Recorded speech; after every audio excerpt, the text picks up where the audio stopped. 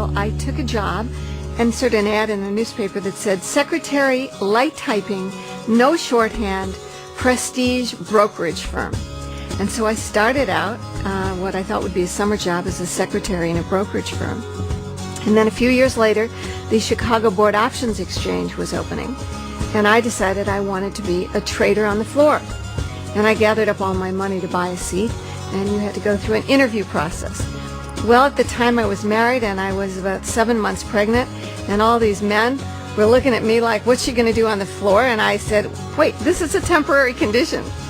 So on opening day of the options exchange, I think I was the only one who had a seat. They put me on a stool in the corner and said, you stay over there. And I was the first woman trader on the floor of the Chicago Board Options Exchange. I've been riding horses since I was a little girl, and I have a beautiful Palomino stallion, so I fulfilled my childhood dream of having Trigger in the barn. It's where I get my peace of mind, just going for a ride on a beautiful morning. Every day, I try and make sure that I've done something that no one really knows about, but that changes someone's life.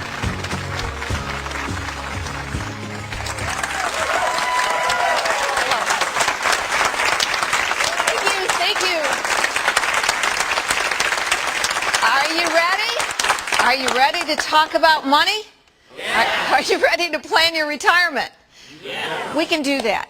And I'm delighted to talk about money with you, whether you're just starting out in the workforce and thinking about how can I possibly put aside a little money in that 401k every month, to, oh my goodness, it's coming closer, have I saved enough?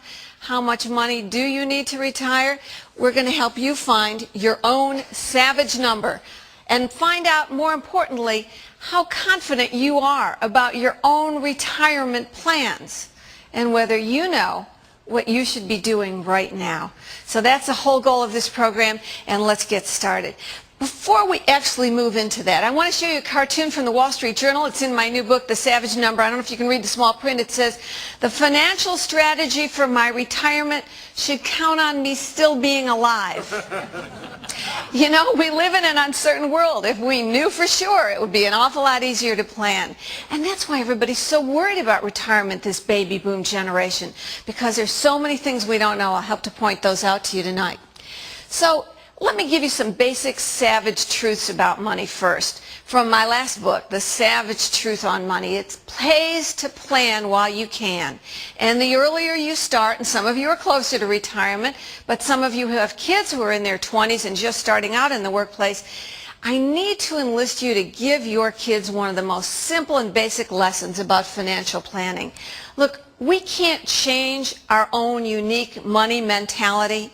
You've seen it. You have two kids in the same family. You give one an allowance, they squander it. The other kid hoards every penny. Same family, same environment, same genes. You have a unique money personality. Well, I boil it down to two categories. There are the spenders and the savers. And for better or for worse, they marry each other. Right away, you've got problems. Now, you can't change anyone's money personality by the time they're grown up. You can only organize your life, plan money strategies that take the fights, the quarrels, the problems out of handling money. Let me take you to a very basic example. I want to give you the secret of financial success, which I talk about and have talked about for years. It's really simple. There are a lot of books, a lot of videos, a lot of tapes out there, but it all boils down to this. The secret of financial success is to make your money work for you as hard as you work for it. You know that. You all work very, very hard for your money. You work long hours. You do physical labor. You do mental labor. Now it's time to put your money to work for you. And it can be a very powerful tool.